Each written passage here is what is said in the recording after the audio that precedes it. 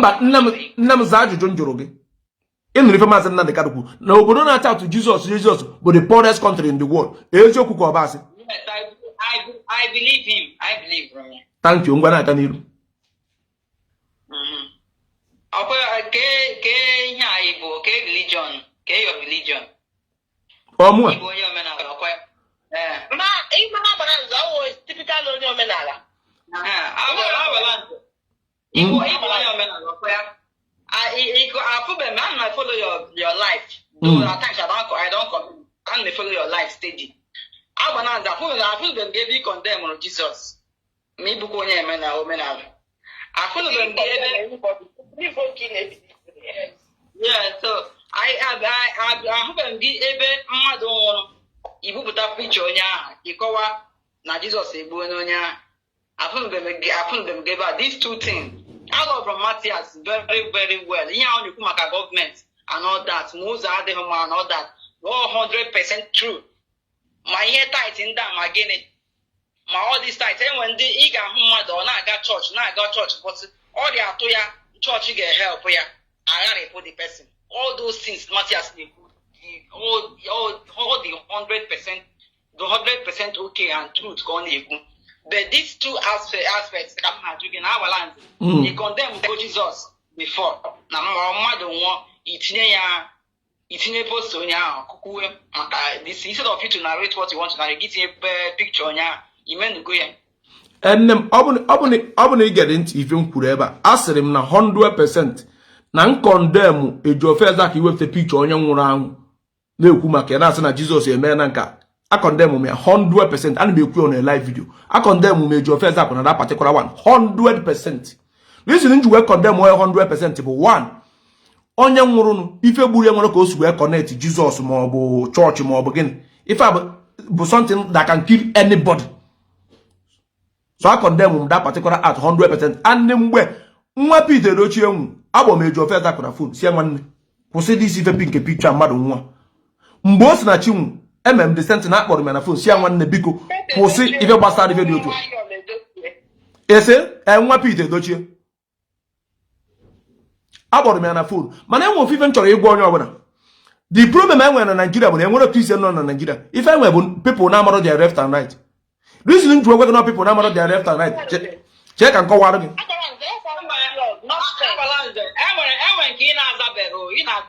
che nke ngwa zamụ nke Maka Jesus enwe nke na-azabe tibe ya he condemn go Jesus before enwebe gbasa m na Jesus bụ onye ọcha abụ m onye ojii so onwebe jikọ mụ na Jesus bụ onye Europe abụ m onye Africa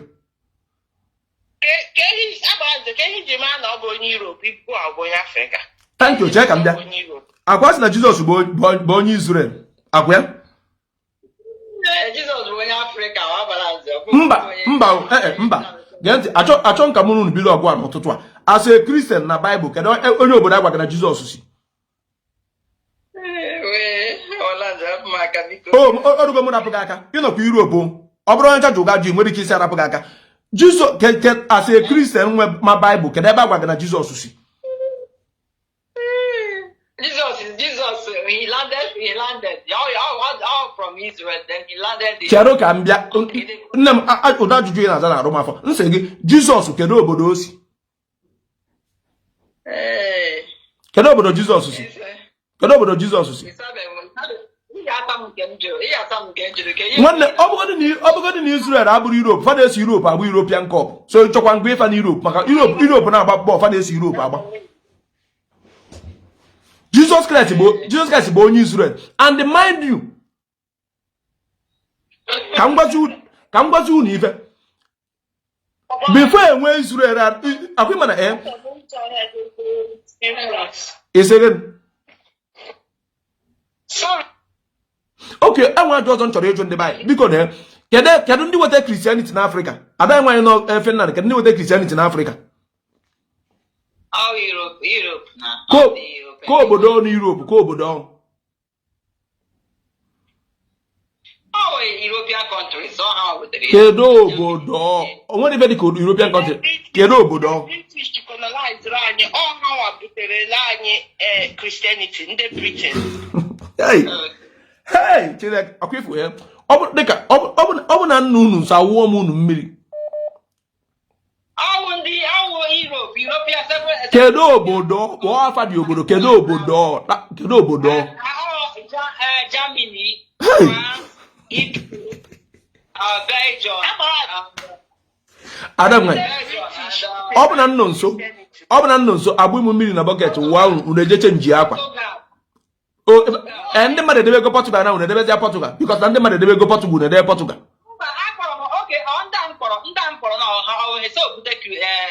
onwere ife gee ntị obodo wetara Christianity n'Africa bụ Portugal. Kedu obodo izizi bịa wee maa na a na-ele mmadụ wee lebe mmadụ kedu obodo dị fan kedu obodo ọnụ Europe? But ihe na the 7 European countries that colonize Africa ka m gwara gị. Enye ka m na-ekwu obodo wetara Christianity bụ Portugal. Obodo wetara Christianity bụ Portugal. No ya tata obodo wetara Christianity bụ Portugal. Enwe ihe ha mere that time like clean of twins. They how that aspect clean of twins. Okay, nne m chee ka m bịa akwa esi na ọfa kwụsịrị clean chee ka m bịa ọha achọpụtara na sickle cell wụ anemia na ọ bụghị mgbe ahụ onye mmụọ nwa ya na-arịa ọrịa ha sị na onye agba ọgbanje nka eme sacrifice and all that but ọha achọpụtara na sickle cell bụ a genetic condition ọ bụghị enweghị dịka ihe onye ọbụla n'ebe a na-apịrị ọgụ ọ na-adị ibe na-echi ya vidio oke nne m ife kwuru bụ eziokwu n'ọfa chọpụta enwezi ajụ m chọrọ ịjụ gị ebe ọ bụla isi na ife kwuru bụ eziokwu chee ka m bịa ebe ọ bụla ka anyị wee our forefathers amachara ọya niile our forefathers amarụ na enwere ọya dị otu a fa amarụ ndị ọcha wee bịa gwa anyị na enwechaziri ọya dị otu a so our forefathers na anyị nwa ke ndị ka wee nọta aka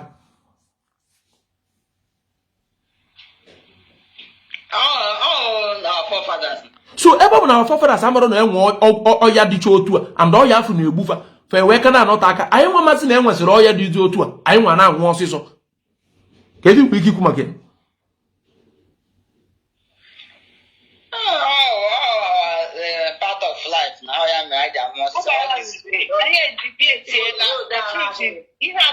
ihe agbasahụ Christianity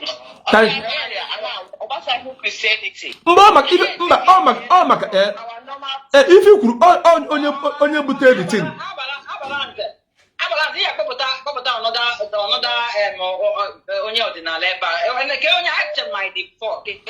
biko ọ bụrụ onwe onye omenala n'ebe a sendị arụ m ha na WhatsApp ọ bụrụ onwe onye omenala sendị arụ m ha na WhatsApp ka m na-adụkwu gị ajụjụ maka m na onwe nwekwa ajụ nchọ ịjụ ndị omenala ịma na gekwanụ ntị ka m gwa unu geenụ ntị ka m gwa unu onye ọbụla na-ege m ntị ka m gwa gị ife agbara nze kwetara na ya tata ọ ga-abụ o ruo echi onye jụọ ga-agba ata agbara nze ka ị gwa onye afọ ife agbara nze bere ifu ya geenụ ntị onye ọbụla ngacha ntị ọfụma kọtụpụta n this part number 1 first thing mbere ifu ya bụ humanity bụ first thing mbere ifu ya after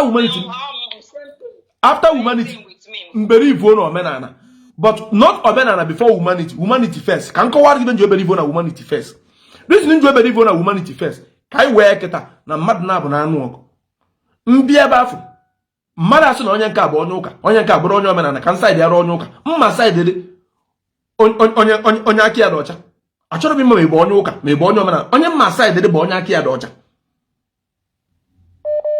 onye mma standị wit bụ onye aka ya dị ọcha ọ bụ na onye ụka ka aka ya dị ọcha mma standị wit onye ụka ga-eso onye omenala ọ bụ na onye omenala ka aka ya dị ọcha mma standị wit onye omenala ga-eso onye ụka nye ka nji eberivo na humanity first because anybody na-eberivo na humanity first achọbere igwe onwe eziokwu and ka m si wee kwu I don't have problem with ndị na-eje ụka but my problem bụ ifuru pastor ga enwere ife chọrọ ịgwa m n'ụwa nwe ike ige gị ntị ifuru dibia ifuru eze nwanyị they are all the same these people bụ the same people the same thing ka fa na-eme your pastor adịrọ hold than native doctor your pastor adịrọ hold than eze nwanyị they are all the same people but ị mmadụ go na Bible onye burukwara na Bible ọ bụrụ ezigbo mmadụ so ife agbara nze believe ya bụ humanity first after humanity e believe na omenala of forefathers maka na ndị Germany tata na-eyi wedding ring n'aka nni sọsọ Germany na-eyi wedding ring n'aka nni n'ụwa niile gaa n'ụwa niile sọsọ Germany na-eyi wedding ring n'aka nni ịjụ ọfafa sị gị n'ife their forefathers na-eme but nke tata ife ada anyị nwaanyị nọ Finland na-ekwu na ndị ọcha kwụsịrị ife dị otu a na ndị ọcha kwụsịrị ife dị otu a and marunu na ndị ọcha so no Mongo Park discover ife Niger ife ị na-akọ bụ na our forefathers amarụ na mmiri dị ebe a na fa na-eje ebe eje agụ azụ they don't know ntịrị ndị ọcha bịa gwafa ife a bụ mmiri azụ na-anọkwa n'ime ya a na-egwukwu egwu o iberifuru na mana iberifuru nke ejima mana iberifuru nke ejima ngwa nne m ka m jụọ gị ezinụlọ ga-egburu ejima Yes. Ezinụlọ gị gburu ejima so kedu onye witness egwu ka onye witness egwu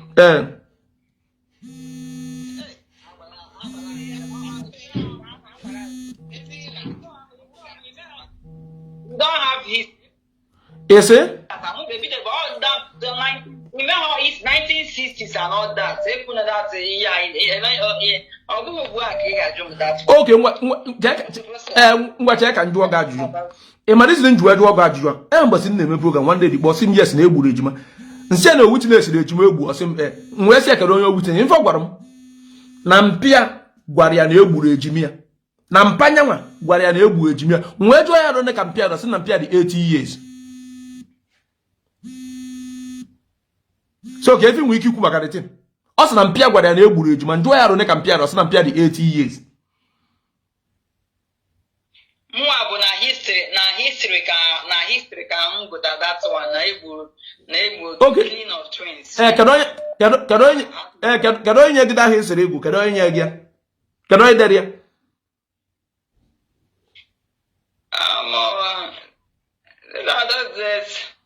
echefuru m akwụkwọ dị ya. Is it on how Europe underdeveloped Africa or what? Echefuru m afọ akwụkwọ ahụ. Okay. Nne m ka m jụọ gị ajụjụ. Otu ọnụ nọkịta mmede nwa history your village. Chekwa ka m kwuo, ọ bụkwa na maka na m kwuru na ha kwụsịrị ejima, enwekwa nke ha mere dịkwa very bad, like that slavery ha mere mgbe ha bịara taa mbido slavery. So that one too, all the very bad. Ihe mere that time abụghị ya na-ekwu ekwu. Okay. Ikwete na onye bịa na be gị nne m ikwete na onye bịa na be gị rape your mother gbuo your father were ụmụnne gị wee jee okorokodo anyị na mmiri ga-anachite azụ bịa kụziere gị ezigbo ife ibelivuru ya na onye bịa na be gị ị nabata ya ọmagoro nne gị elu ogbuo nna gị were ụmụnne gị kịrịkịrị tugbu na mmiri were na-ewepụta okorokodo anyị na onye afọ ya emechaa nachite azụ bịa kụzibere gị ezigbo ife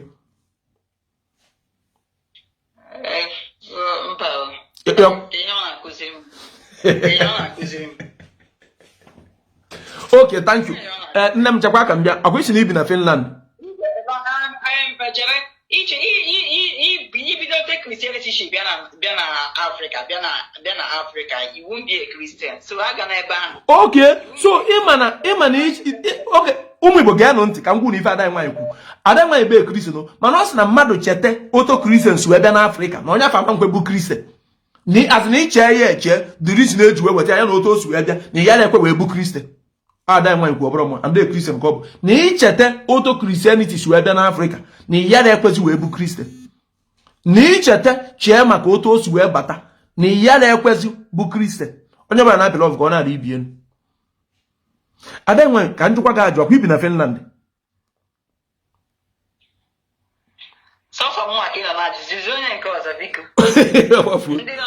okay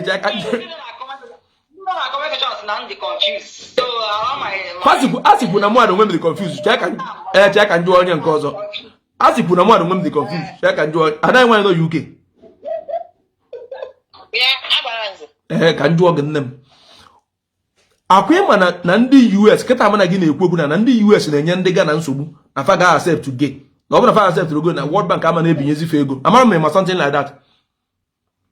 Yeah, I've heard about it. Thank you. So ọ bụ na ndị US a ya na Europeans because US na Europeans na medicine ọ bụ na fa fụrụ ndị Ghana n'anya ọ ịgwa ndị Ghana ka fa accept oge ka ọ force Ghana gọọmenti ka eme ka everybody na Ghana dị okay ke nke ọ dị ka fa ya focus on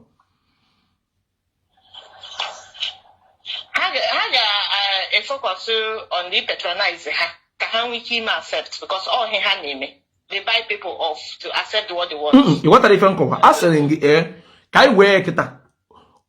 Ọ bụrụ na ndị Europeans fọrọ ndị Ghana n'anya.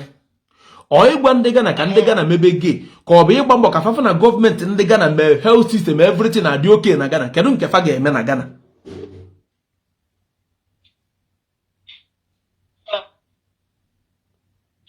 Ọmụ jụgharịa dị ajụjụ.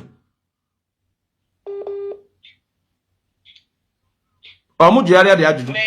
Asịrị m na ndị Europe na ndị America na-enye ndị Ghana nsogbu kịta mụ na gị na-ekwu okwu na ndị Ghana ga-accept na onye buru gay ya ga-arịbara onwe na Ghana na nwere onye a na-enye nsogbu. Nwee sị na ọ bụrụ na fa fụrụ ndị Ghana n'anya, yes, ọ bụrụ na fa fụrụ ndị Ghana n'anya, ọ ife akaba ga na-epushu to Ghana ka ọ bụ ime ekichọ na ndị nọ na Ghana na-enweta ọrụ, ọkụ dị, mmiri dị, ụzọ dị, ụlọ ọgwụ dị, ke nke ọ dị ka fa kwesịrị ịdị ebe mgbara fa fụrụ ndị Ghana n'anya.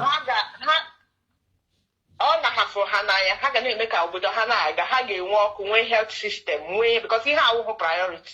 Thank you. So gịnị mere na Fed wee chefucha ndị a ebe fa focus godo ibu na ndị a ga accept godo ike. Akwịma na Israel Jizọs si ya wepụta. Akwịma na nwoke na anụ nwoke, nwaanyị na anụ nwaanyị. Akwịma. Akwịma na Italy bụ ọ bụla na ibe Christian head office bụ Italy.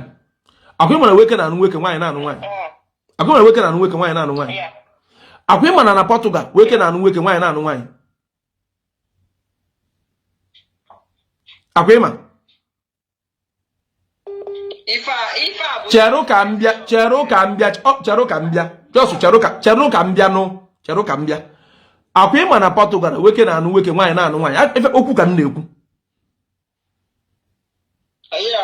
Fundamental human rights. Okay, thank you.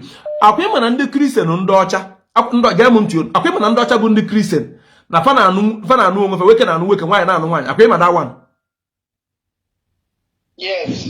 Thank you. So gịnị mezi ndị Christian nọ na be ji wee sị na ọ dọrọ mma nwoke ịnụ nwoke nwaanyị ịnụ nwaanyị, mana Christian ndị ọcha si na ọ dị oke, Christian ndị nọ na be si na ọ dịrị oke. Achọrọ m ka ị kọwara m that part. Because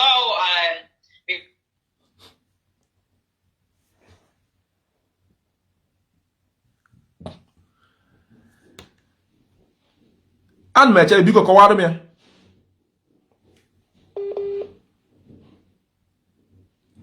Network achọrọ m ka ị kọwara maka na ndị ọcha niile bụ Christian nwoke accept nwoke ịnụ nwoke, nwaanyị ịnụ nwaanyị, mana ndị Christian nọ na Nigeria si no na ndị nwoke ama anụ nwoke na nwaanyị ama anụ nwaanyị. Achọrọ m ka mmadụ kọwara m datụ na ọkwọrọ m aghọta.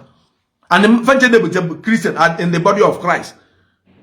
Ndị ọcha bụ Christian enwere any problem with nwoke ịnụ nwoke, nwaanyị ịnụ nwaanyị. Then ndị ojii bụ Christian ndị Africa si no na ọ dọrọ mma. So nne m achọrọ m ka ị kọwara m ya.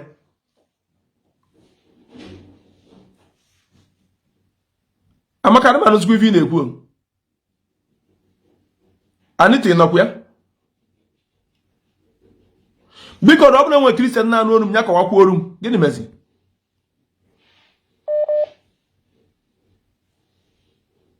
Chee mkpachikọ ọrụ azụ.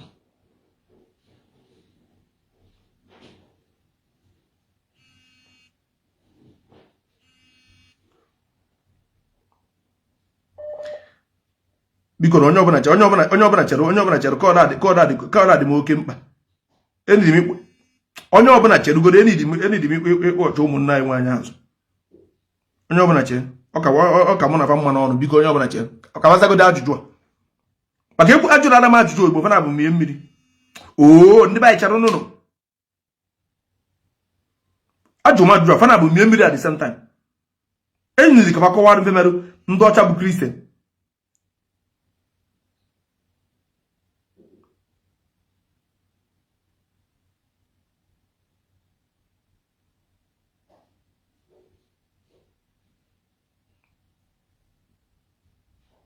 Biko na onye ọbụla chere ka m bịa. Any the man answer to this question.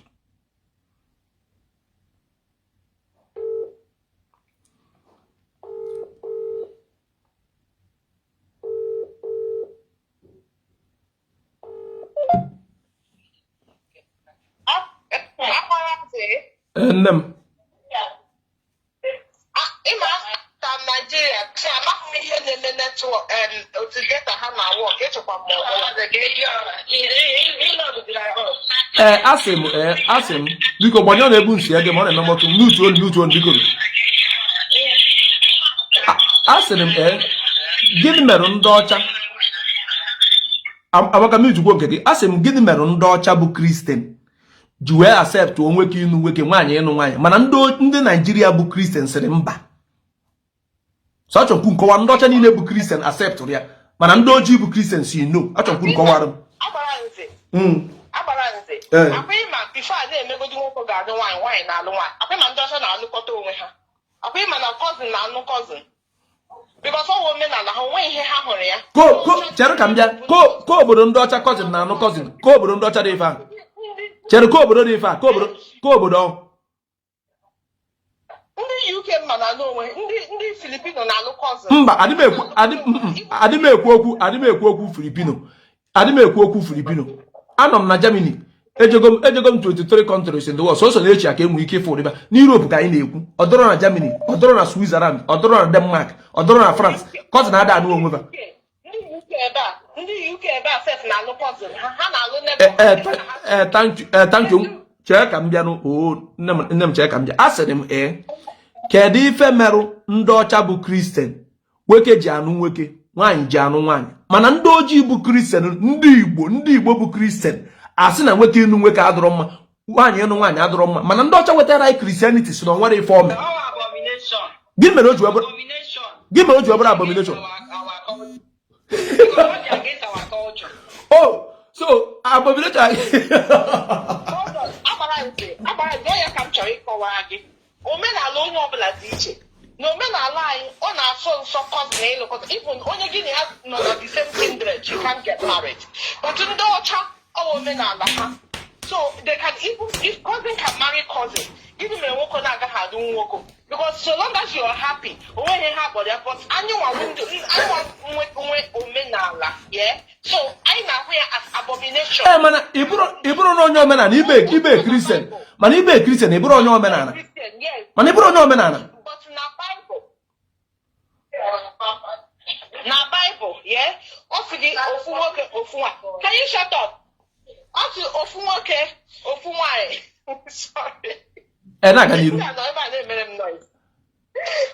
na Bible sị gị ofu nwoke ofu nwaanyị yeah so ha na-anụ ndị ọcha inotisi also ofu ka ha na-anụ ọ na ha anaghị alụ they can have children but ofu nwaanyị ka ha na-anụ yeah ndị ebe anyị si na ha wụ Christian most of them na-alụ more than one but obviously na gay yeah even though Bible sị ha ofu nwoke ga-anụ nwaanyị onwe ihe dịka nwaanyị na nwaanyị nwoke na nwaanyị but ha bịa modernize ya tinyezi ya as Christian human rights ka ndị iwọchi ya most of the people na-alụkwa onwe ha ihe a yeah ha abụghị punk Christian ha na-eje ụka but ha awụghị Christian chee ka m bịa oke chee ka m bịa wee we n'iwe chee ka m bịa ka ọ wee na-ekwe mụ na gị na-aghọta otu ihe nọ kịta ndị be anyị bụ Kristian na ndị ọcha bụ Kristian asị gị kwuo ke ndị ga-asị na ịfụ da Christianity in them ọ ndị Igbo bụ Kristian ka ndị ọcha bụ Kristian ịgwa gị eziokwu ndị ọcha na-egosi Christianity kara ndị ojii ọ pụtara na ha adịghị wicked ngwacha ka m bịa ebe ọ bụ na ndị ọcha bụ Kristian afụrụ anything ndị bad na nwoke ịnụ nwoke na nwaanyị ịnụ nwaanyị gịnị mesịrị ndị ojii bụkwa the same Christian a ji wee sị na ife na destin adịrị oke ngwacha ka m bịa kedu a na-ekwu okwu Christianity n'ụwa kedu onye bụ nọmba 1 na Christianity n'ụwa niile kedu onye bụ nọmba 1 na ma achọ irifet ndị Christian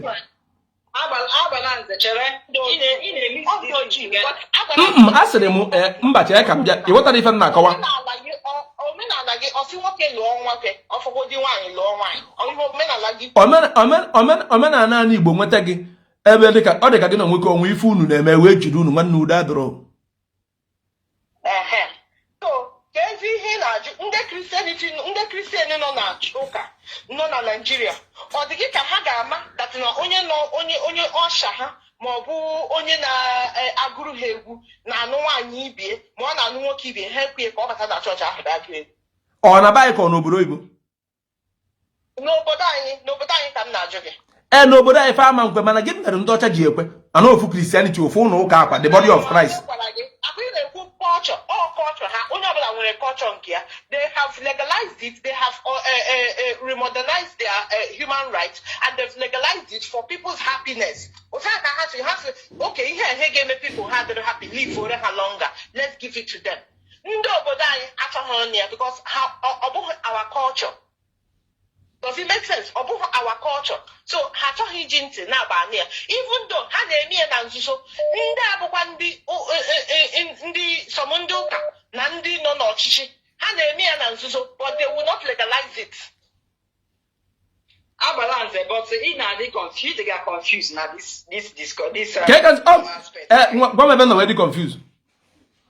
In a mixing tradition and culture together, here are two different things. Nwa ajụ nchọrọ iju unu na-abụ na enwe ajụ nchọ eju unu na-abụ onwe onye arụ ne ka Jizọs Kraịst dị wee nwụ.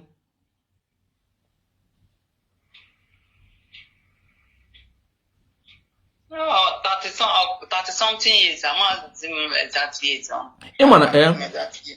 Aka m unu na-abụ wee mara ife dị n'ụka maka na onye ntọrọ otu ifere agbara nze n'ebe akịta my junior brother be night na Catholic Church till date, and my mom onye my mom tọrọ be Reverend Father, my father nwaanyị tọrọ ya ụmụ ya na-abụ Reverend Sisters, my very good friend bụ father na Australia, and till date ụmụnne m niile bụ Christians.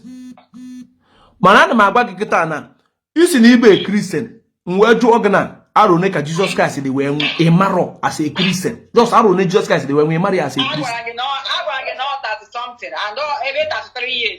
Mmadụ edego 33 years emere okay, thank you. Ịzatago nka ngwa the last one bụ iwu nke Chukwu from 1 to 10 achọrọ m ka ị gwa ya as a Christian maka na ịkwesị ịdị na-edebe iwu Chukwu debe, so as a Christian iwu nke Chukwu 1 to 10. Egbula mmadụ ibe gị n'anya ukwu, agbala ọchụ, ezula ori. Ịdagị ya ọtọgbuo ya. Ịmana ife tọrọ m chere ka m bịa ịmana nke Jizọs na Jizọs nke Baịbụl enye ka m gwa gị na nke afọ iberivu na kedu 10 commandment abụ etinyere unu na Baịbụl asụ unu eme n'ife that 10 commandment ka m chọkwa unu gwa m. Kịta akwụ na-ejego n'ịntanetị, akwụ na-eje na n'ịntanetị. Okay, ngwa kedu afọ onye fu Jizọs, kedu afọ onye fu Jizọs as a Christian, kedu afọ onye fu Jizọs Christ mgbe o si n'ọnwụ binye ka anyị bazie into Christianity. Mary na Martha.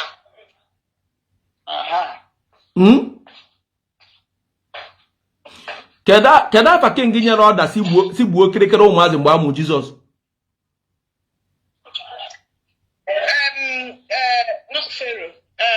Unu ejebe n'ịntanetị mba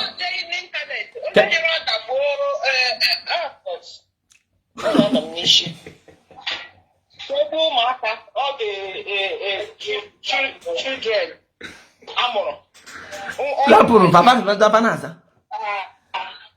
All the whole first song. Yes, all the whole first song.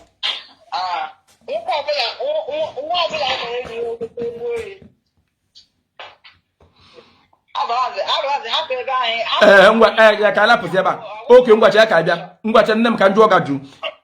Ị ma na ọnwụ ife mgbaro ndị be anyị. Ịfụrụ ndị pastọ na-egere m ntị. Ịfụrụ ndị pastọ. Ịfụrụ ndị dibịa. Ịfụrụ ndị eze nwanyị. These people bụ the same people. And all these people men na Nigerians ada eche ka woman being. Ka m kọwara unu why. Apụta kịta asị gị na gọvanọ buru $100 billion bupụ obodo Igbo. Agbastara ya. Ima the reason. Inogoro under fasting and prayer. So we believe na imecha that fasting and prayer na something nice ga-eme na ndụ gị. So ị ga-ada man bupụ abụrụ your problem. All problem the man. Mana ị ga n'obodo Igbo onye ọcha Biko ana m apụ. Achọrọ m ịga go ihe before anwụ Nigeria apụta. Biko nwe ka o si eme m n'ahụ. Ka m ga go ihe before ya apụta. Ihe m ji na-achị back. So I'll join you guys later. Thank you. Mụ na onwe m na-achọkwa ịbịa na nchịkọ echi ka anyị continue darụ. Amaka na Finland. Amaka na Finland. Ọ gaba n'iru. Otu ọ dị so n'ụka dị na Nigeria nọkịta. Mmadụ jụwa gị kedu ife inwe ike ikwu maka ya, gịnị ka inwe ike ikwu? Odos Nigerian pastors and churches, kedu inwe ike ikwu maka ya? Most of them will all to their profits ka ha na those church to their profits. Abraham no n'ime ya wo sow your seed. My cousin sister gwa m na ebe ọ na-aga church. Ọ sị, for example, ọ sị na Abraham na-enye tithes. Na ọ na-enye tithes. So no ma na o chekwa na that tithes na-abịa na-check ihe inye. So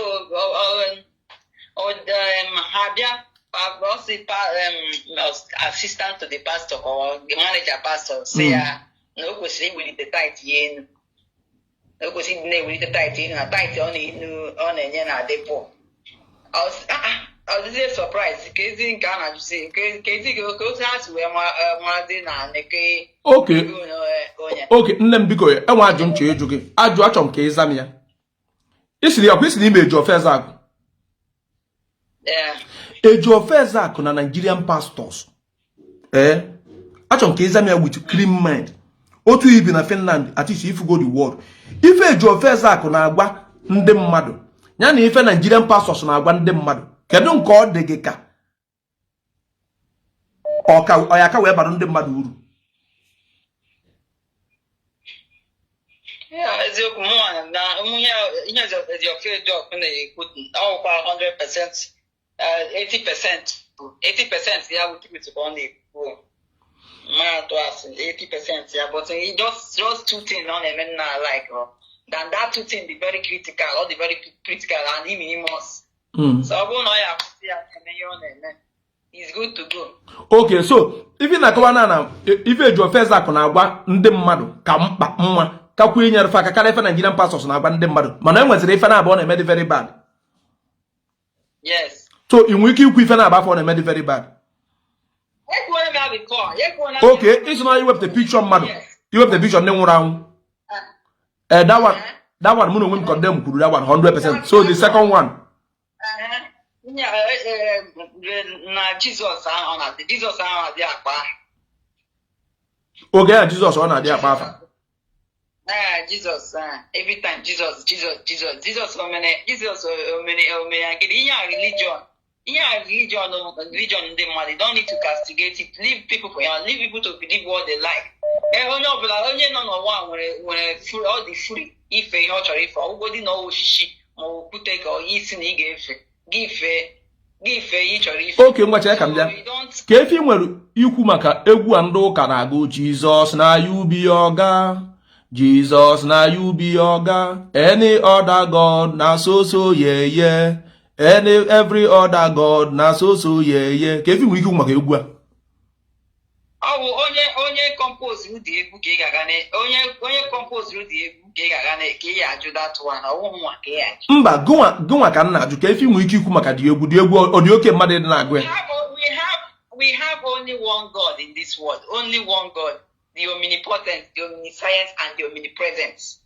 So in this world. So there is no other. God in a group here. I'm not going to believe. Check We have culture and tradition. You don't need to miss it. Okay, ngwa check am bia. Otu yi no kita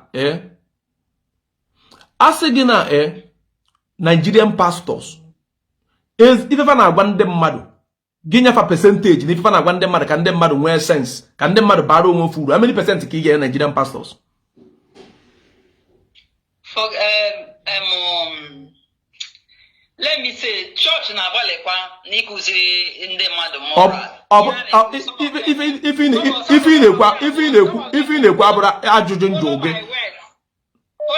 follow my words, but don't follow my feet. Onye ka nju ese gị asịrị gị gee ntị ka ịnụ ife ngwaro gị asịrị gị chọọchị asịrị gị Nigerian pastors na asị gị nyefa percentage na ifefa na-agwa ndị baị ka ndị baị baa uru oto ndị baị ga-esi wee bi ndụ ya na oto ndị ụwa si aga n'iru how many percent ka ị ga-enyefa?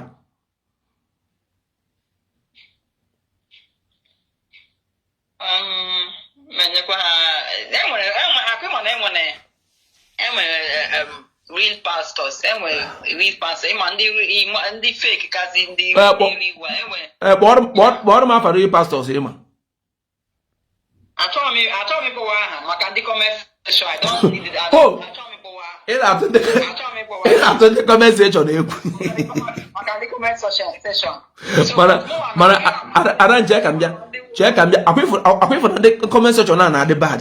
These people kpọọ gị iyi kweta bịa unu afụgo unu nwe na ada ya chọzi ikwu okwu ọ sị na ọ chọrọ ịkpa afa maka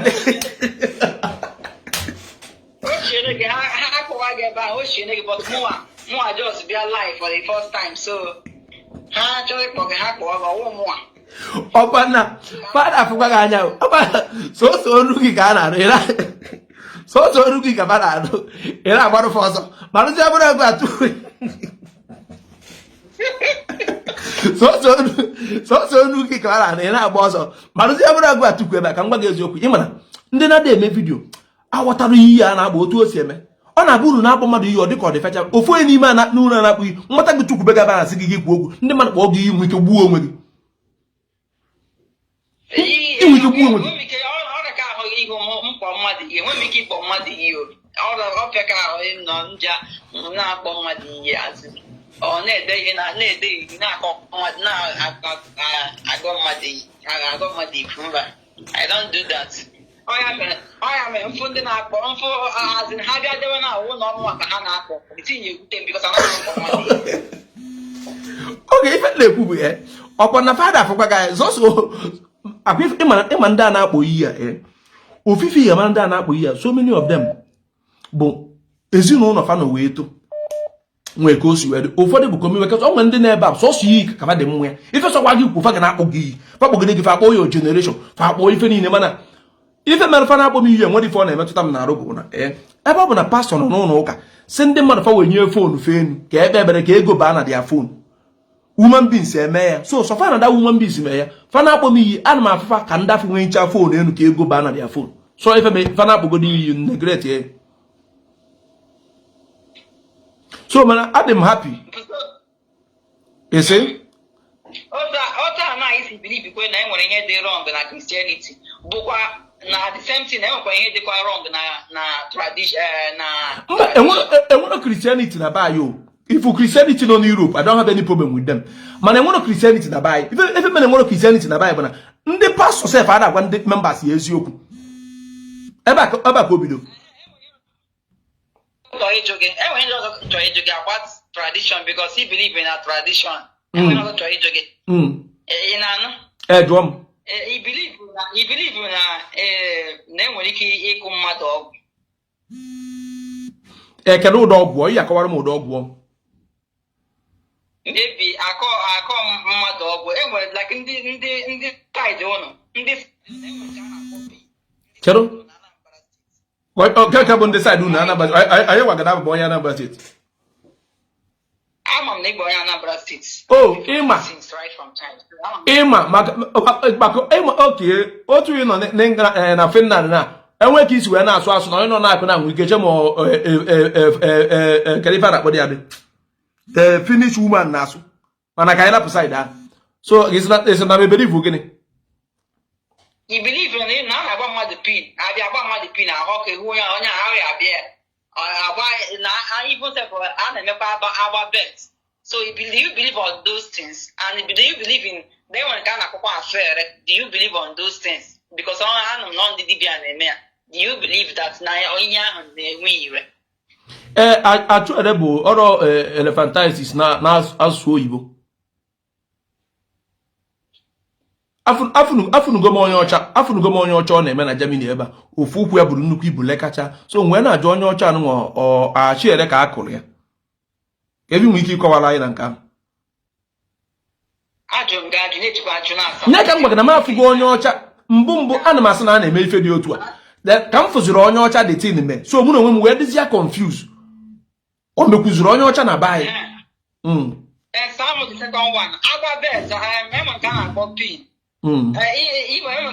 because he got a boy asking the boy onye native doctor.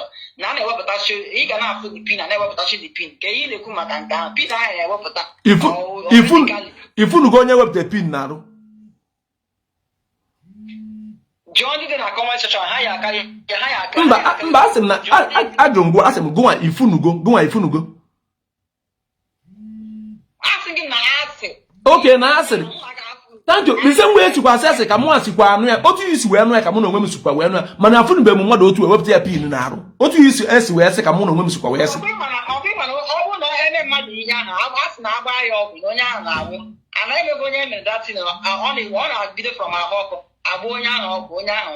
If Ronya Kokona Sikwa, even if I say Carry. Because it's in the ban. It's in the from that state. Adima watapa yinki ba nsere gana ma afunu bero afunu bemu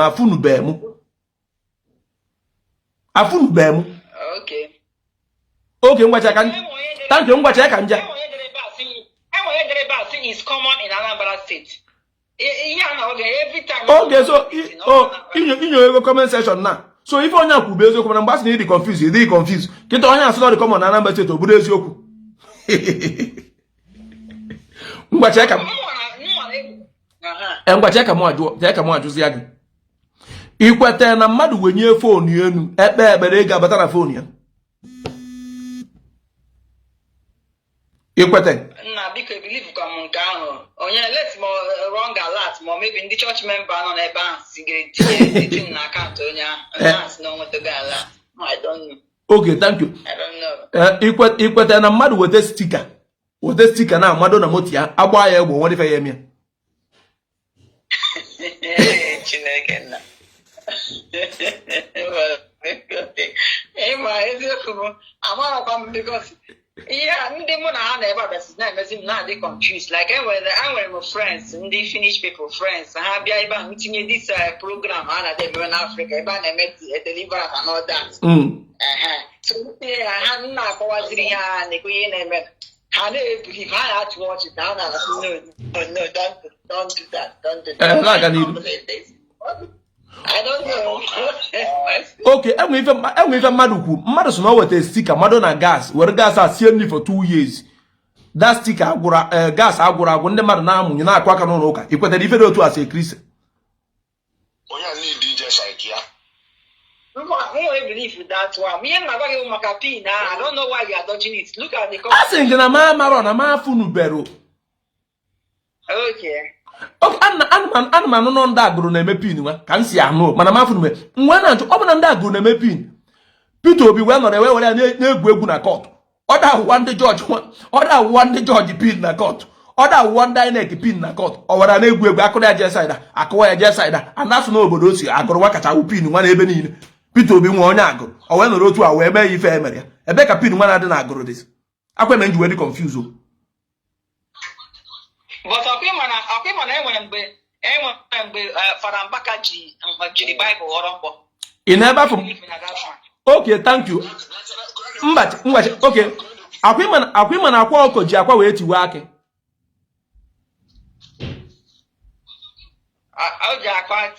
akwa ọkụkọ dis akwa ọkụkọ o ji akwa ọkọ wee tiwe akị tadị akị traditional nwoke dị ya kọwara ihe gara ebe ahụ thank you jee jukwo traditional nwoke dị mgbe a sị na Mbaka ji Bible wee wụrụ mgbe ọ kọwagwụkwara awa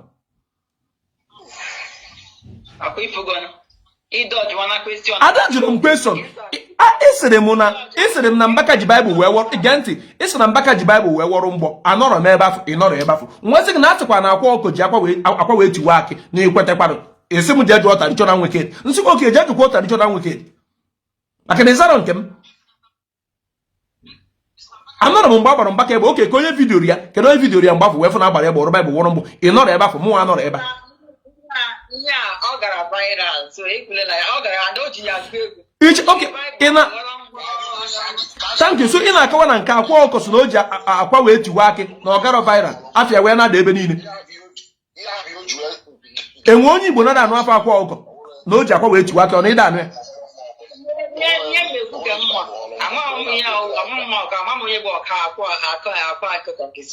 Mana ifuru mbaka mgbe o ji Bible wọrụ mgbọ.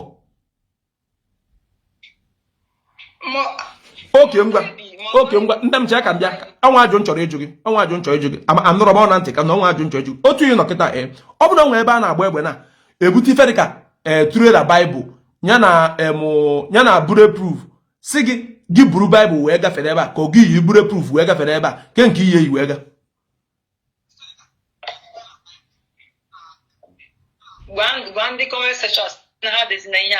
bịa biko unu akpọzi ya iyi biko unu akpọzina ya iyi ịmara nyanwa bata na program unu na-akpụ ya iyi ọdọrọ ma ọ na-enwe m iwe na mkpụrụ obi nke asị ka unu akpọzina ya iyi unu chọọ iyi na-akpọ m iyi nwa ebe nji iyi unu na-akpọ m eme mana unu akpọzina ya iyi biko ngwa nne m zama ajụjụ a onwe ga-esi na-agba egbo na ofu ebe kịta ebute Baịbụl onye gị fere ka Baịbụl 100 ofu onye achinye gị bulletproof si gị yiri ya maọbụ ikporo Baịbụl ke nke ihe igwe gafe ebe afọ a na-agba egbe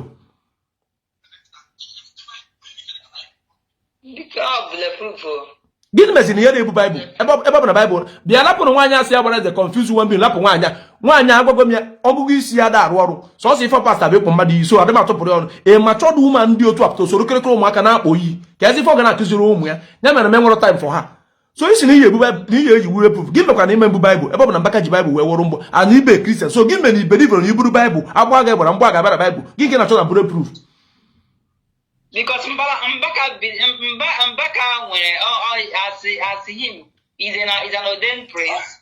Like him, we are not Chineke na kpebiri na ya tinye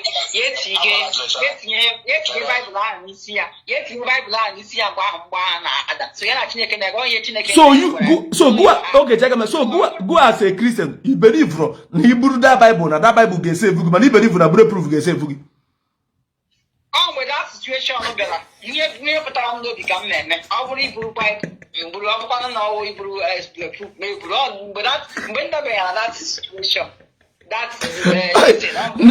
nne m abụ ichesi ya uwe iyi na-ekpori ihe eji wee yiri bulletproof koria mara ụkwụ wee na-eje nna m gwa jụọ ada nwaanyị ajụ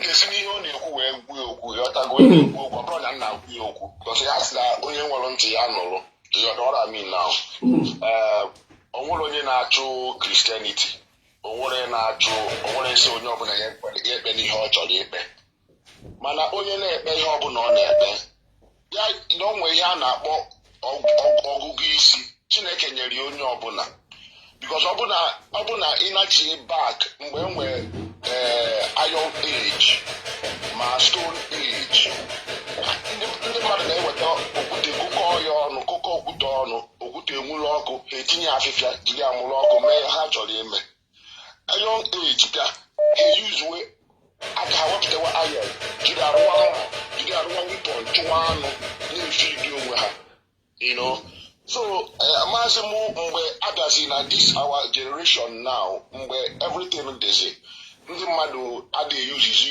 uche ha ka ha na-eme invention except na ha si na Holy Ghost fire na ọsịa ma ihe anụ ọbọsọ Christianity ka ọ na-eme mana Islam ọkụ na watch na Facebook ọkụ na ndị Islam na-eme ego miracle a na-akpọpụtazi ndị mmadụ na-ekpere na-ebi aka n'isi ha buru ibu na be anyị ọbụkwa na foreign land na be anyị so but sometimes I will not blame people because na onwere ihe poverty apụghị ime ibe na be anyị now and one word asị gị once a nation fail the church religion prevail so I believe no ihe na-eme na all situation by nwere na abụ m onye Enugu ọnwụrụ mgbe Mbaka jikere Baịbụl họrọ mgbe ọ na-ekwu ife a ọmụnwa adoration mgbe ọ na-ekwu ife a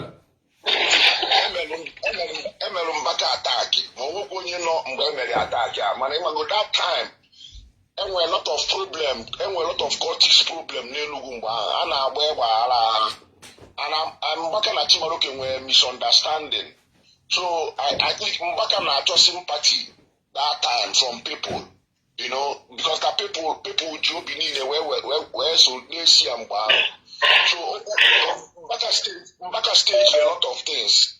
Mbaka stage a lot of things. Mbaka na my stadium, then ball. Onye na apịrị of gonna leave you. A lot of things that time. All like I think is it. Because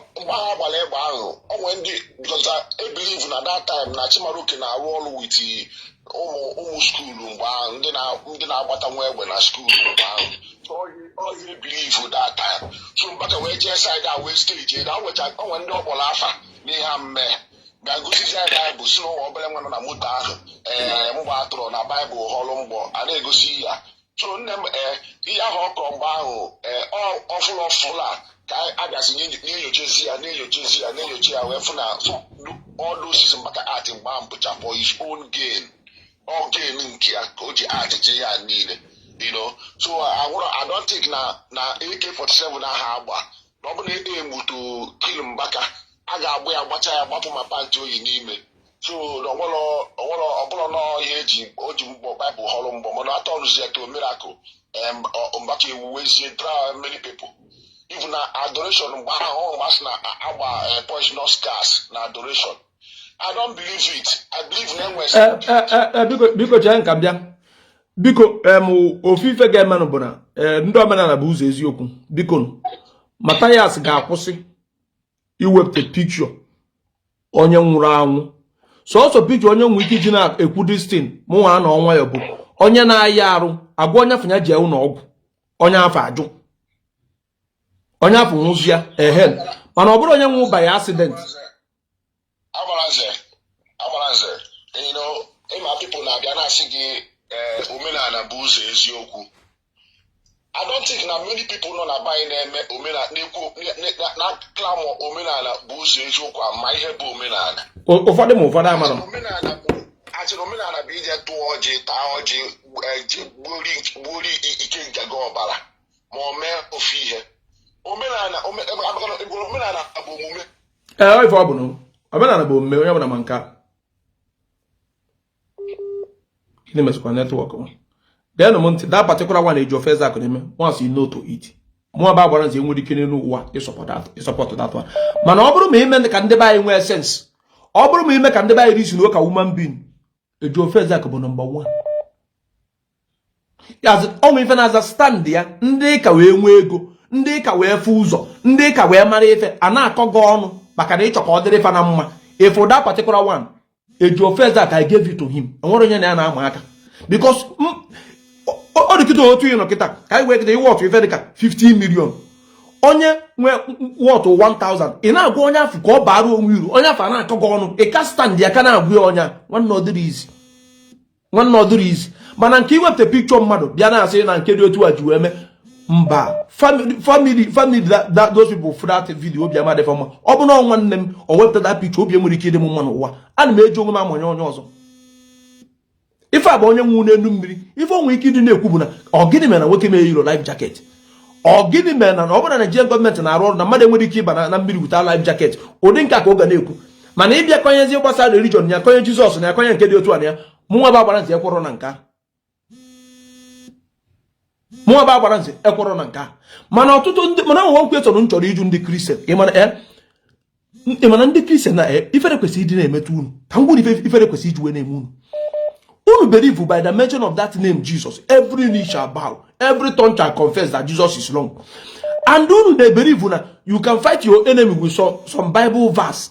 Gịnị mere unu use bere ife niile a na-ebe Matthias m eche mba na unu aka ebukugoro ya mas enwe mgbe one pastor nwa jere Israel na ndị Israel na-agba afọ eji ofe eze akụ ife kwuru eji ofe eze akụ nsogbu adịkwa eji ofe eze akụ nsogbu adịkwa akwa na Israel ka amasị agba afa gị eji ofe eze akụ anọ tata sọsọ ọnụ nkịtị ka unu na-agba fisikal ọnụ ọ bụ na idiot ọ mara ife ọ nwere sense o mere nke dị otu a ka ezi mgbe unu ga-use that Bible verse wee fight ya unu ekwesịgo by na use that Bible verse wee fight ya otu ọnụ nkịta ọ bụ na ana m efe arụsị o were ofu ụbọchị pụta fụga ebe ị na-akụri arụsị m mmanụ sọkwa gị ọgụ ịma nwaanyị ọ bụ na arụsị ya na-efe nche na ọ ga-egbuchide nwa gbachiri nkịtị akụtuo onye nwa ịma na enwe nwere ike otu a nnọkịta nna-efe arụsị for example nwa arụsị nna-efe o nwere ofu ụbọchị mpụta fụga ebe ị na-akụri arụsị mụnye arụsị m ọkụ mpụta ngafe na agabe na-eje enweghị m ike ịnụsa gị ọgụ dịrịzi mme na mama anụsa gị ọgụ bụ ọ bụrụ na arụsị a nna-efe enwere pọwa igbugu nwa bịara imebi ya ọ na-abụzi mụ ka ọ ga-eprotect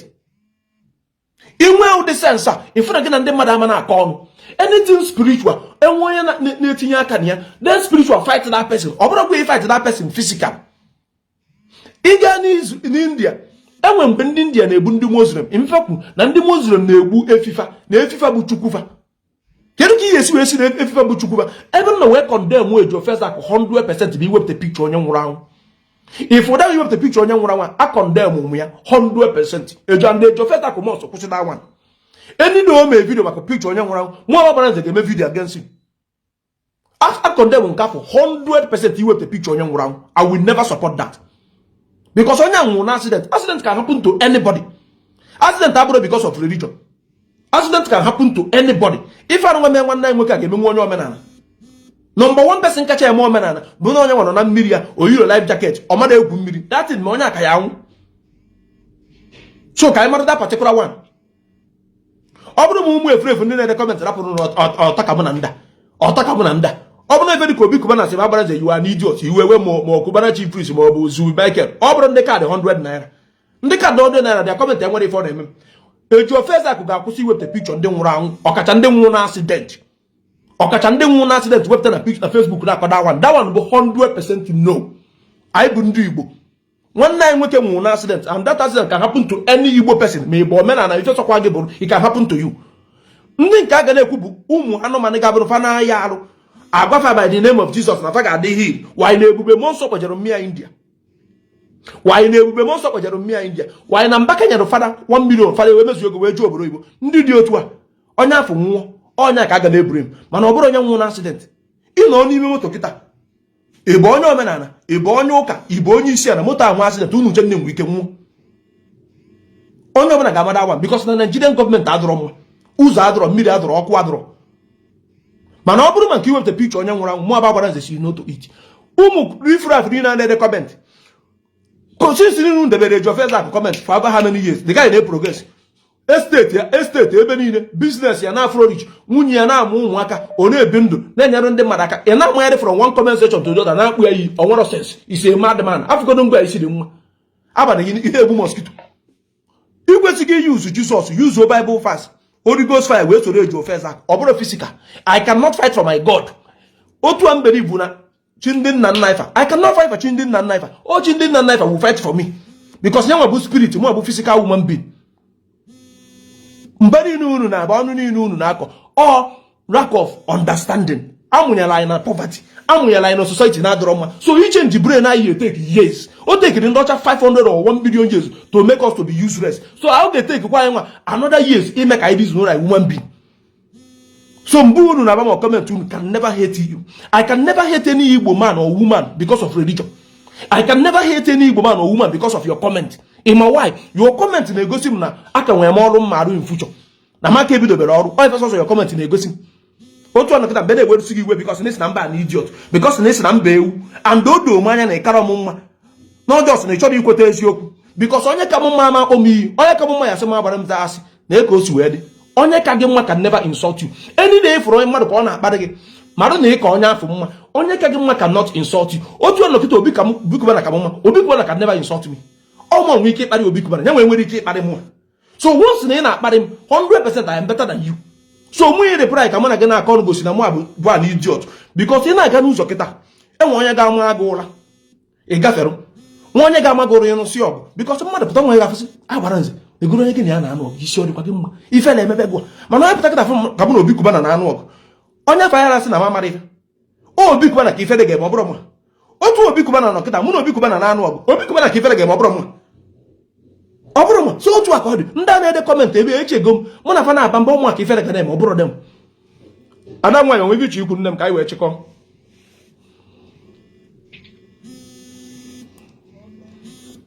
onwe iche ikwu ka anyị chịkọ The program was so educative.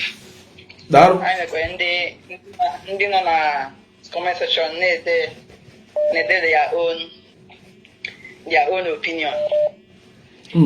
since all the energy the love him for humanity and he standing for truth. He standing for truth. As Juni name to Chakwan again, it's Amia. Dalo. So, thank you. I want to thank you for. Dalo. Ishi ke jidenki iji. Onya si ya jidenki nke Coach, you know the work, man. The program was very interesting. Very, very, very, very interesting. Dalo. So yeah, what I see was Matthias. I like Matthias. He made very, very good. But all that, corona, and boy, I that one. That particular one, 100% oya pussy. Oya pussy that one. Munu go support from that in Mbaba oya pussy that one.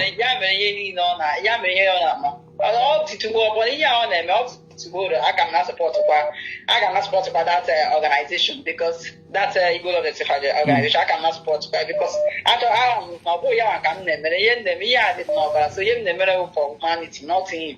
But in the Yakusi on them, he will put a picture on people, family. Yeah, family, or drum, but that one I drum. That one I drum 100%. Oya pussy. Very bad. The highest thing again, more than a war, we lose a loved one. Yeah. If you lose your loved one, again, what no war is just this word is nothing. As in, you traumatize. You can lead. It will lead you to depression. I don't know.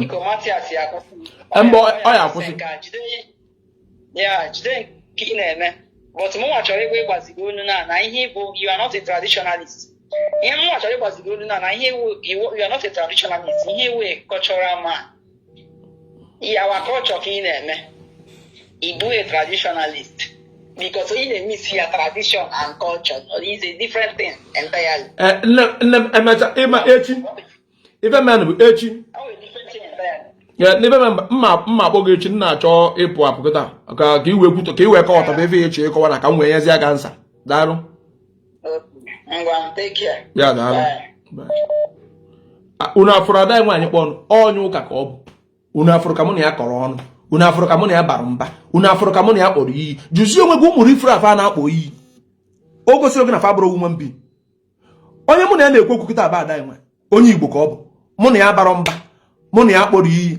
Nwanna na machi ịpụ apụ ọ sị na nna agba ọsọ gba ebe ịma mgbe onye ka m ego live video no road this time nọ kịta unu ada dị ka creative ọ bụ akwa ka nyi mgbe izi na-emebu video anọ m na live video change kwa akwa yiri akwa ọzọ in what sense because unu ada ama ife akwa ka nyi webata na this live video ịma na time ebe na na time aga na dugo geenụ ntị ka ngwa onye ọbụla na ebe a biko ofifi ga-eme bụ na ịfụrụ onye ebe ọ dị ife ụnụ akpọ iyi in a defend Christianity or buri he defend Christianity a marry if because I na court to see each defend Christianity na court you need to read na on them money man if you na be na on them money die wine na river Christian ko onye Igbo ko mo na na phone almost 2 hours akporo mi ayi okporo mi so juicy onwe gi go na akposi ewu your generation will suffer this that can they be yes abia can't you talk without insult in wiki koro ebe di isi abia gini warrant go ekpo onye Igbo ibe gi na enwere form if I'm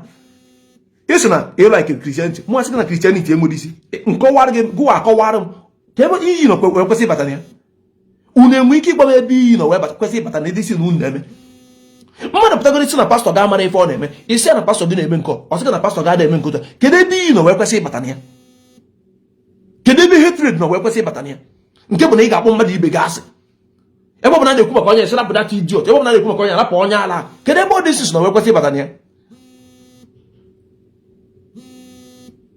I can't do like you people. One day we get no choice support to program with 20,000. Kedonya ya kwunye ga na account aka we make give away.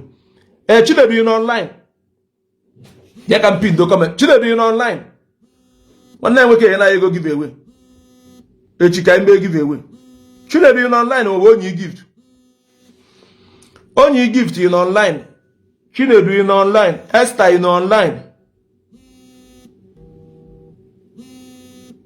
Any Igbo for all these names na akpọ ka nwanne anyị nwoke nwe ọchị inye tuo tita enwe m gụkwa anyị dedetin mbụ mana uche m adịrị ya anyị were wee mee give away tomorrow mgbe ọbụla na-akpọ iyi ka efi na-ehetụrụ onye Igbo ibe gị inwe ike ịgwa m dịrị isi na iji ehotu onye Igbo ibe gị nwanne ese ndịkwa na onye gị fise ndị aka nnọba ka mpin ya onye gị tinye aka nnọba ka mpin ya ka nwanne nwoke kwụnye ya na ya jụọ onwe gị ka efi na-akpọrọ onye Igbo ibe gị iyi ka efi na-ehetụrụ onye Igbo ibe gị ọ bụrụ gị mata ya sị na-ekwu adọrọ gị mma ọ dịrị n'ọfụ ihe eti ya ọ dị ka nke ọ na-ewepụta pikchọ ndị nwụrụ anwụ na mụ na onwe m asọpọtụrụ m asị m na sọpọtụrụ m mana ọ bụrụ ka m kpọbịa yi you are an idiot ị mara ife why will I do that ọ nwụ bịa eji ofe taka ifo this particular one ekwetara m ya 100% ọ gwara ntọrọ gị ikpọ iyi mana ọ mmadụ gụ na anytime insult too much of insult nwanne ọ dịrọ mma kwụsị na ịkpọ iyi ịkpọ iyi nwere uru ọ na-aba kwụsị na ịkpọ iyi unu na-akpọ iyi too much Chinedu na nwanne anyị nwoke Emmanuel send area akaụntụ nọmba gị na onye isi send enu Chinedu na nwanne anyị nwoke ebe mpi na Emmanuel send area akaụntụ nọmba gị ma onye iji mgbe na na-akpọ iyi kedu ifu na akpọrọ iyi oke ibe Christian mụ nwa abụrụ m Christian mana ịbụ onye Igbo abụ m onye Igbo argument ka anyị ga na-eme ka anyị mara anyị ga-convince ịbịa ọ bụrụ ịkpọ iyi anybody ifu na-akpọ iyi maka religion bụ na idiot onye a bụ ekwensu ekwesịrị inye onye a na ndụ anybody ji maka religion gave na kpọrọ onye afọ iyi ị need to convince the person ka ọ kwete na nke afọ ikwete convince ka ọ bụrụ ikpu ya iyi mgbe ọbụla na-akpọsi your generation will suffer it can never be well with you na-ekiri unu ichere ụmụrụ obi chiri unu na ọ na-arụ ọrụ unu eche nọ nkwu na ka ntaba afọ ma ka ntụba egwu tụọ egwu maka unu nwe na-ede kọmentị nwanne onye akparịsi n'ibia abụ m onye Igbo ekwetara na humanity ekwetara m omenala ndị Igbo ndị Igbo na-eje ụka enwere m problem with you ebe na wee nwee problem with you mbọsị ị ga-akọrọ akọ wee be ka ị condemn our forefathers n'iru m onye isi dị m n'aka ọrụ m ya pịaji ego ọkpa you can't condemn our forefathers because you condemn our forefathers nsị na your father is stupid you will fight me so condemning our forefathers meaning ị na-condemn ukwu nna m ị na-condemn our forefathers mana mbịakwute gị na-asị gị na your father is stupid dị n'ụbọgụ so why are you fighting ka ife na-anụzụrụ ọgụ masị gị na your father is stupid why are you fighting but it's na our forefathers amara ife so ọ bụ na your father ngwe osokwu na our forefathers na kwụsị na ife unne ma ọ dịrọ good anyị niile bụ ụmụnne o take time tupu ndị ọcha asaa anyị isi just kweta na ịnụ ife ada nwaanyị nọ si Finland kwu akwa Christian ka ọ bụ mana na ọ chee ife gbasara Christian na nya nwe igbu Christian ama ekwe gosi na ọ mara onwe something n'ọnụ ife amụ na anyị n'ime ọ ga-afị ezigbo ọ na-asụrụ ọgwụ ka ọ pụta mana ọ dịrị izi fọnya nwe ime ya ọnụ wee sị gị and n'ife okwu maka eji ofezakụ na eji ofezakụ ka pastọ niile na Naịjirịa gwa ndị mmadụ eziokwu because m jụrụ ya unu nụrụ ife okwu na sọsọ ife na-ewe ewe bụ ife na-abụ eji ofezakụ na-akpọ iyi ya na eji ofezakụ na-eweta picture ewepụ these two things eji ofezakụ onye 100% mana ọ maka ife na-aba ka o ji onye 80%. ndị pastọ na Naịjirịa na-agwụ na eziokwu all these pastors na Naịjirịa they are deceiving you fagwa gị efe emebi fagwa gị sisi ife emebi nwanne akaụntụ Chinedu bụ ebe a biko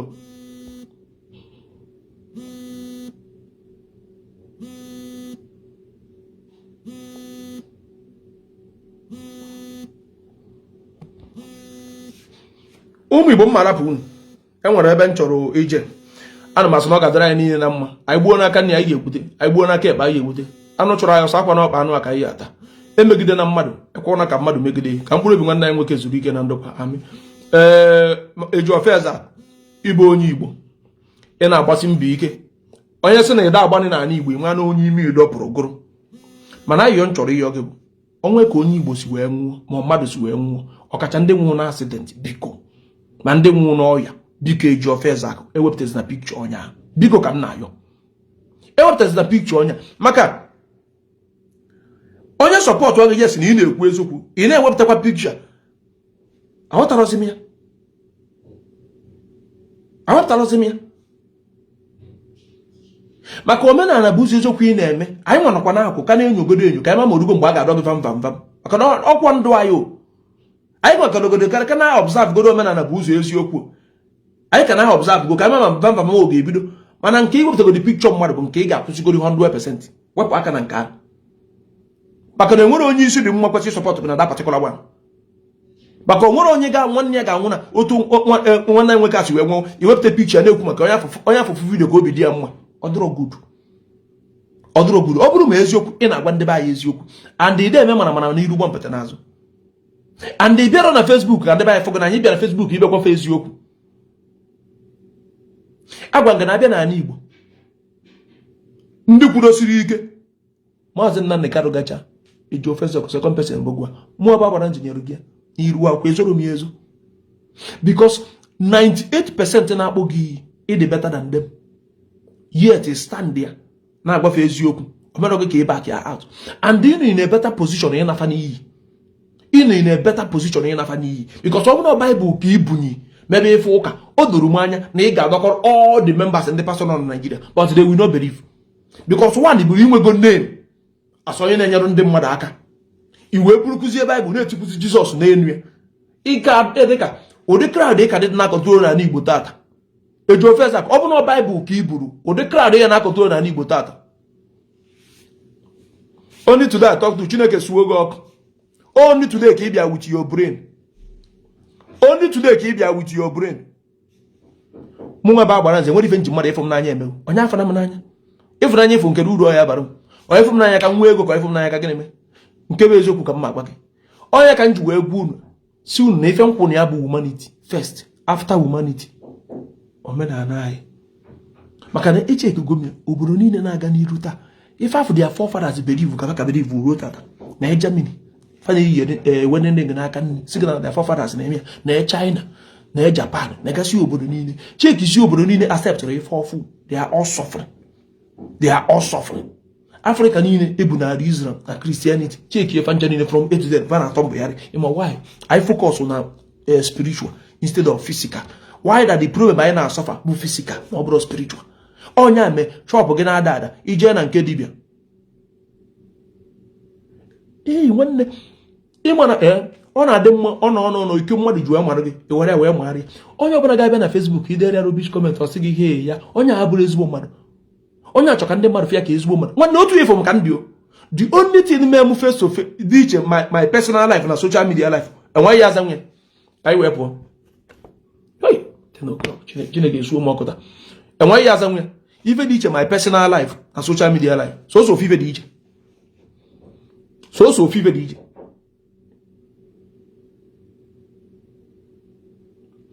kedu onye nwe ike ịza m destin so ofife dị iche ndụ m na social media ya na ndụ m outside social media so ofife dị iche so ofife and ịjụ onye ọbụla ma agbara nzọ ọ ga-akpọkwa gị so ofife dị iche ndụ m na social media ya na ndụ m outside social media so ofife ana m eju kedu onye ga-edediti na nna chepụ apụ kedu onye ga-ede nna chepụ apụ ofife dị iche ndụ m na social media ya na ndụ m outside social media one thing is different ofife kedu onye ga-ede ife a ka m wepụ ofife biko ndị niile kwa ọnụ otu a na m eburu igwu unu biko unu ga-agbagharụ m biko unu ewesana m iwe biko ayọ ka m na-ayọ ayọsi unu ike gbagharụ m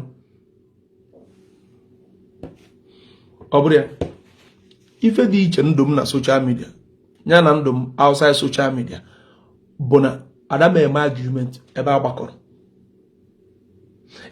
ife sọkwa gị na-akụ iri nwanne enweghị so na o tinye gị ego nwanne Chukwu gozie gị nwanne enweghị etigo 20,000 nwanne mana ebe isi weweta mmaji pụrụ mmaji ọ ga-adịrị gị mma ka ọ ga-adịrị gị mma na ya ga-adịrị gị mma na afọ ọ ga-adịrị gị mma na ngwọ igbuo n'aka na ị ga-egbute anụ chọrọ gị ọsọ anyị ata anụ ọkpa anụ a darụ nwanne m nwoke ka m gwa gị ife dị iche ndụ m na social media na outside social media one ndụ m na social media ana m eti mkpu na-aba mba ndụ m outside social media mụ na mmadụ adịghị m argument sọsọ ya mụ na-enwe ike ịmadụ my very good friend ọnwa ebe njekọta ndị mmadụ gbakọ ụdị mkpu sọkwa tinete afọ mmechi ọnụ rest m my friends.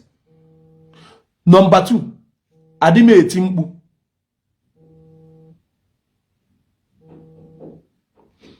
bịa ide ife gbasara ume rapa mbrọk ọgụ maka na ya na-eji iru onye ọcha bịa bịa na-ede eri ebe one thing you can never tempt me with nweta m agbara nze bụ nwaanyị na ego tupu my mother anwụọ my mother dọrọ m aka na ntị my mother sị m na nwoke nwaanyị egburo na ndụ ya katara aka and na nwoke na-adịrị akpịrị ego na nwoke afọ enwe fịara arụ so itempt m maka ego nweta m dị almost impossible iji nwaanyị wee nwetakwana m dị almost impossible ịma nwaanyị mfụ nwaanyị ọsọkwa ya bụrụ ike na ala ka m na-ekiri ịma the first thing na-abịa na my mind how many minutes ka a ga-eme ife imecha ya ọ dịka ọsịrị nwaanyị ya ọ bụ na ịgbanugo moto ebe ịgba ife dịka 6 hours wee jere nwaanyị ịlacha nwaanyị a iwe juju onwe gị na ịmakwa ife so maka ije lọtụ a ka iji wee gbaa 6 hours mana mgbe afọ ị na-eje ọ dịghị ka ọ bụ na ijere ebe afọ uwe mebie onye mere utu kenye ọ dịka ọ ya supu aja mana enye ya ife ọ na-eri ọgụsịsịba anya mmiri o ife niile ka m nwere routine na my brain ịfụ nwaanyị ife izi ị ga-ajụ onwe gbaa many minutes mgbe afọ ị na-achọ imeditin ọ na-adọ gị ọ dịghị ka ọ bụ na imere ya nwụọ imechakwara dị ozugbo nyụwa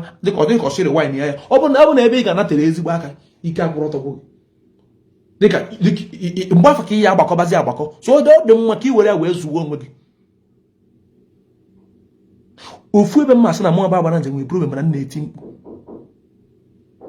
edekwana ndị kọmentị ihe again because iji fake akaụntụ ndị jiri ya akaụntụ nwere ike na-ede eri mana anybody ji fake akaụntụ ga-akwanyere onwe ya ugwu ijiri ya ọrịa akaụntụ inwe ike na-ede iri mana ijiri fake akaụntụ you must respect yourself ofu problem mụ agbara njem mana m nwebe iti mkpu onye nwa mee ana m ama ụdị ndị mụ na va na-abụ friends ọ bụrụ ị ga-amụ ma na-eprovoke m ka m na-eti mkpu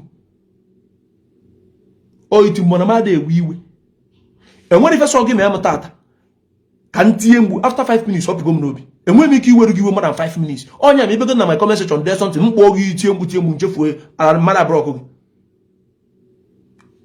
adị m ewe iwe karịa 5 minutes ịchọ onye ọbụla ma m jụọ ya but if for that 5 minutes m na-eti mgbu ọ ga dị ka ebe mkpọ na na-agba mana ọ karịkwara 5-10 minutes mụ na gị na-akpazi nkata ihe asị ọ bụzikwa mụ na gị na-akpa nkata dị ịfa ọ ndụ m adị m eweru ndị mmadụ iwe enwerekwana onye mkpọrọ asị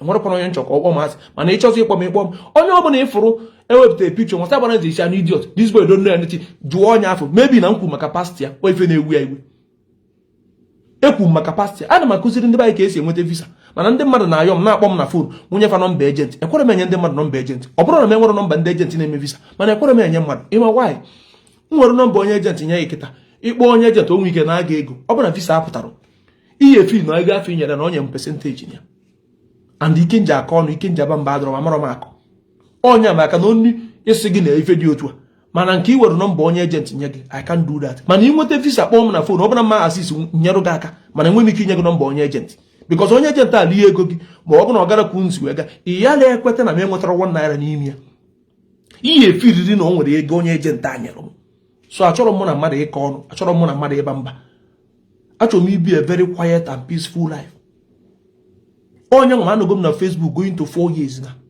mebere ife Facebook enwere enyi Igbo man or woman ị ga-asị na mụ na ya na-akọ ọnụ na Facebook mana mụ na ya dọrọ na mma na Facebook maka na m akwanyere onwe m ugwu nje na your page ọ bụ na ife ị na-ekwuru mara akịrị nwa awa dị onye nwe m and ị nwere ike ibe na my page kparịa mmadụ ọ bụ na ị na-eme vidio na ị nwekwu page nke gị ịbịa na my page you can talk about another person ichi ikwu maka onye jee na your page jee ka ọ dị person ọnụ ịbịa na my page kwuo n'ọmara okwu enwere m ike inye gị chance ka ị nọ na my page kparịa mmadụ maka ị nọ na my page na-akparị mmadụ ọnọdụ ka ọmụa na-akparị that person ndị niile ịfụ n'aka agbara nze ọnụ tata na agbara nze talk too much you don't know anything jụọ that person one question kedu ife agbara nze eme o nwere ife ọ ga-akpa gị enwe boy na-akpọ m na fon ife bụ onye Zion mma nọrọ onwe m otu ọkpọ m na fon ya agbara nze kana na Ebuka Obi mere nke dị otu a agbara nze kana Mathias mere nke dị otu a oro for sisi nwanne stop calling me Igbo nube m na fon asụ onye Igbo akpa anọmatị na apart from Ebuka Obi na Mathias ị nwere ike ịkpọ m na fon ka anyị kpaa nkata ma ọ bụ na ọ bụrụ ikwu maka Ebuka Obi ma ọ bụ ikwu maka Ejiofor ike agwara m stop calling me this boy enwere ike ịkpọ gị na fon ka unu kpaa anọmarụ nkata ka ọ yara ikwu maka Ebuka Obi ma ọ ka ọ yara ikwu maka Ejiofor eze uru for sisi nwanne ife ị na-adebe na-enye m stress ị ga-akpọ m na fon mpik ike ọrụ gị isi na ede nwa chọrọ kwuo nọma